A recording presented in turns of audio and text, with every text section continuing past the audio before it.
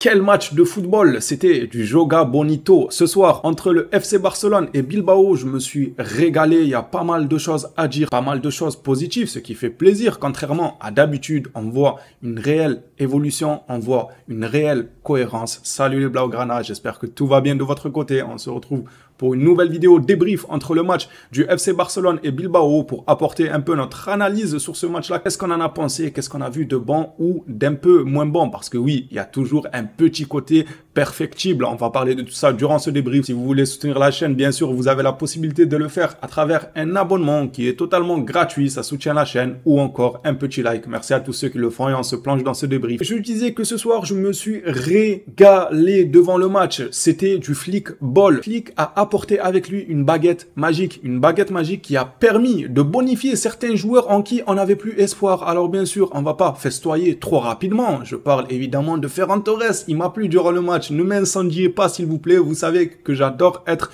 objectif. Je n'ai aucun agenda contre aucun joueur. Ferran Torres dans le cœur du jeu comme ça, je trouve qu'il a énormément apporté. Malgré son occasion ratée, le face-à-face face au gardien de Bilbao, bon, il était hors jeu, mais même ça en dit long sur la finition. Il a un petit défaut ces derniers temps au niveau de la finition. Ça saute aux yeux que c'est dû à un manque de confiance. Mais là, il a sorti une bonne prestation selon moi ce soir. Ce qui veut dire que si le joueur venait à enchaîner ces petites bonnes prestations par-ci par-là, il va augmenter en termes de confiance. Par la suite, il retrouvera sa finition. Ça se voit que face au cage, il doute. Il doute beaucoup. Parce que là, l'action qu'il a, bon, c'est vrai que le lob pouvait se tenter, mais on lit facilement dans son jeu, dans son langage corporel qu'il allait faire un lob. Retapez-vous le ralenti de cette action-là, vous verrez que le gardien de Bilbao, il levait les mains avant même que Ferran Torres exécute son geste, tellement que son langage corporel le trahit. Et ça, on l'a vu même lors du premier match face à Valence. Le gars, il prend trop de temps à se décider et lorsqu'il s'est enfin décidé, on lit trop facilement ce qu'il veut faire. Une frappe croisée à ras de terre, je pense que ça aurait été imparable pour le gardien. À titre personnel, je ne vois pas le gardien arrêter un face-à-face comme ça si le tir croisé est réussi. J'ai pas compris pourquoi il a tenté un lob,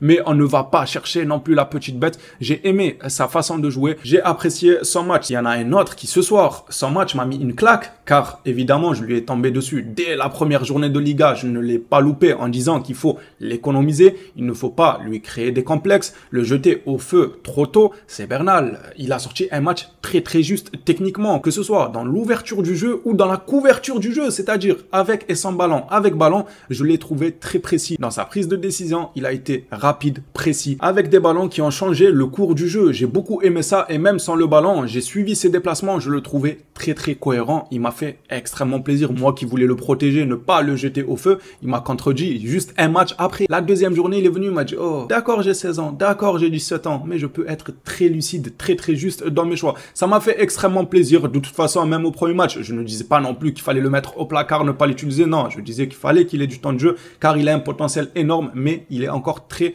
perfectible, car parfois il fait des erreurs qu'on peut facilement éviter. Ce match-là, aujourd'hui face à Bilbao, je l'ai trouvé très juste. Ça me fait plaisir, j'espère qu'il continuera comme ça en termes de régularité. Si je devais parler entièrement du groupe et quitter un peu les individualités, on y reviendra parce qu'aujourd'hui, il y a beaucoup d'individualités qui m'ont fait plaisir. Même des gens qu'on a vu renaître de leur cendre. Le match de Lewandowski là, il est à montrer dans toutes les EHPAD du monde. Oui, les centres pour les personnes âgées là, il faut leur montrer ce que Lewandowski a fait ce soir et leur dire que vous êtes capable. Ce n'est pas parce que vous avez 80, 95 ans, 75 ans, que vous marchez avec une canne, que vous ne pouvez pas faire un grand match de Liga. Lewandowski nous l'a prouvé aujourd'hui. J'ai envie de parler, avant de revenir aux individualités, du groupe entièrement. J'ai senti une cohérence dans le groupe. J'ai senti, ce n'est même plus sentir, c'est une évidence. Encore une fois, une prise de risque de la part de Flick en alignant, encore une fois, 4 joueurs à vocation offensive. Je me répète encore, ça change de 4 milieux de terrain sur la feuille de match. Moi, je pense que l'ex-coach du FC Barcelone voulait aussi instaurer ce genre de système-là,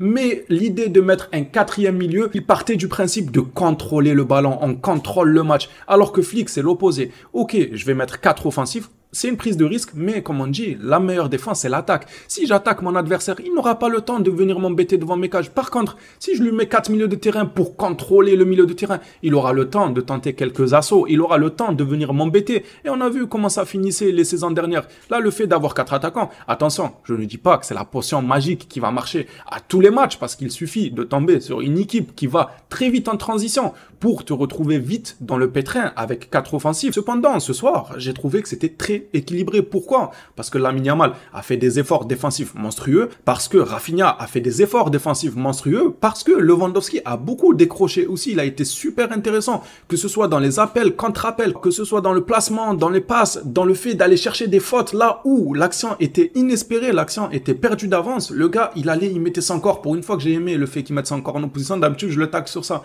Il me fatigue à tout le temps chercher les duels. Aujourd'hui, il a été lucide dans ses prises de décision au niveau du fait de jeter son corps, de donner son corps. C'est un peu bizarre, mais vous m'avez compris. On reste dans le football, s'il vous plaît. Il a été lucide. Je trouvais qu'il a bonifié pas mal d'actions. J'ai beaucoup aimé le match de Lewandowski, franchement, s'il vous plaît. Mettez ça en grand écran, là, dans les EHPAD. Allez, on coupe le journal de 20h, là, je sais pas ce qu'ils sont en train de regarder, les papis, CNews, BFM TV et tout. On coupe tout ça, on leur met le match de Lewandowski, on leur dit que vous pouvez le faire.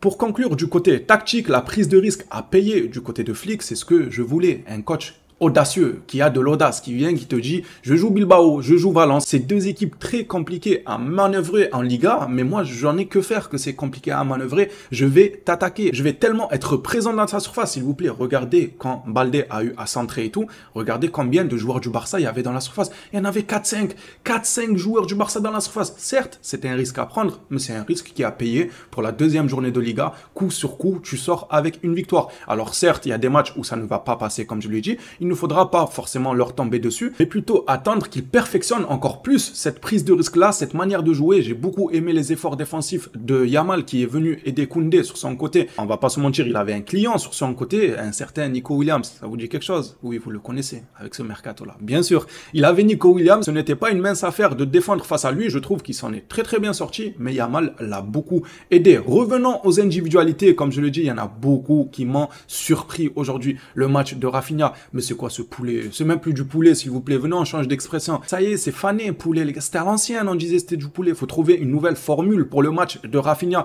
Il a été excellent. Il a été exquis. Je sais pas, j'ai envie de dire que son match a été cuit à point. C'est le terme exact. Il m'a régalé. Aujourd'hui, j'ai pas vu de Pakistanais. J'ai vu un Brésilien, moi. Vous avez vu un Pakistanais? Non. On est d'accord. On a vu Rafinha, le Brésilien. Rafinha qui est venu au stade aujourd'hui et au filtrage des agents de sécurité, lorsqu'il a présenté sa carte d'identité pour entrer dans le match, bon, ça se passe pas comme ça évidemment, mais au filtrage du stade, il leur a montré le passeport brésilien. Et j'ai des contacts dans le monde de la sécurité. La sécurité m'ont confirmé que Rafinha aujourd'hui, il s'est pointé avec le passeport brésilien. C'est normal que sur le terrain, on voit du Joga Bonito. Sincèrement, c'est quoi ces jambes qu'il a? On peut dire là qu'il n'a pas les jambes à Booba, les gars. Il est de partout sur le terrain. Offensivement, il a énormément apporté. Défensivement, je vous en parle même pas. Dans le cœur du jeu comme ça, lui, au même titre que Ferran Torres, à une échelle plus grande, évidemment, parce qu'il fait un plus grand match, pour moi, si ce n'est l'MVP du match, je le trouve intéressant dans le cœur du jeu là. Ce que Flick est en train d'instaurer avec ce Barça là, moi, ça me fait plaisir. Je me suis régalé. En plus de ça, on sort avec les 3 points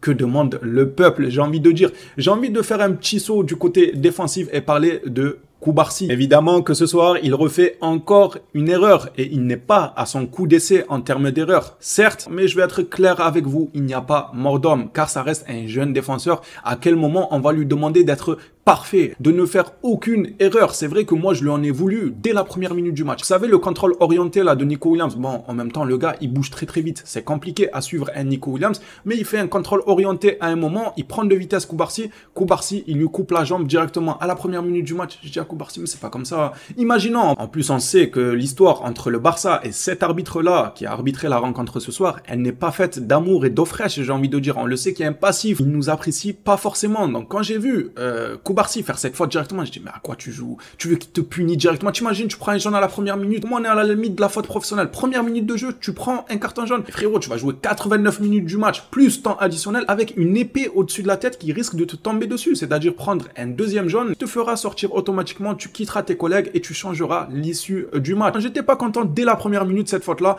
Dieu merci, l'arbitre, il a fermé les yeux. Normal, c'est le début du match. C'était sa première faute.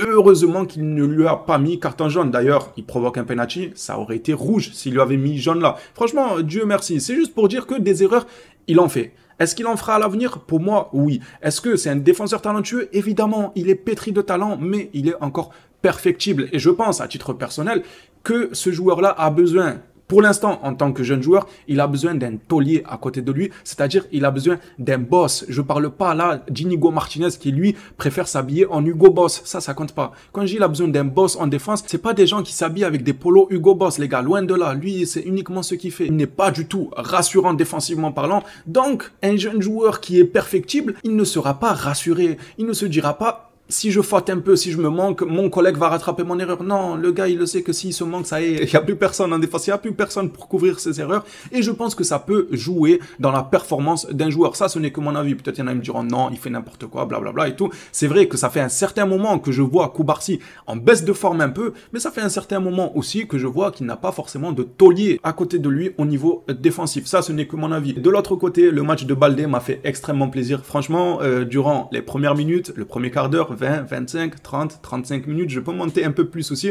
Je comptais le tacler durant mon débrief. Je comptais tacler encore une fois, me répéter sur son jeu stéréotypé, mais c'était pas le cas. Le gars, il est venu en deuxième mi-temps avec de nouvelles idées, avec un nouveau projet. Vous allez me dire, mais quel était le projet de Baldé? Tout simplement de détruire la défense de Bilbao. Il est parti seul face à 3. Course après course, il les a épuisés. Là, vous pensez que les joueurs de Bilbao, ils vont rentrer chez eux? Non, ils vont aller à l'hôpital. Ils vont être sous assistance respiratoire pour retrouver un peu d'oxygène. Il a été encombrant pour la défense de Bilbao en deuxième mi-temps. J'ai beaucoup aimé ce qu'il a apporté. J'aimerais qu'il se focalise un peu plus sur ses centres parce que parfois, j'ai l'impression, c'est même pas j'ai l'impression, c'est vraiment vrai, Baldé, entre nous. On se sait. Il centre au hasard. Voilà, il ne lève pas la tête. Je centre. J'espère que c'est un joueur du Barça sur qui ça va tomber. Mis à part ça, Baldé, je trouve qu'il fait un bon match en fin de compte. Je l'ai trouvé super intéressant. Il a débordé. Il a su apporter le surnombre quand il le fallait. Il a su apporter le danger par son explosivité. J'ai beaucoup aimé. Pour conclure ce débrief, les Blaugrana, c'est à vous de parler. Je vous donne la parole dans l'espace commentaire. Je regarderai vos avis attentivement et j'y répondrai au maximum. Qu'en avez-vous pensé de la rencontre? Que pensez-vous du Phoenix qui renaît de ses cendres? Je parle là, évidemment, de Lewandowski.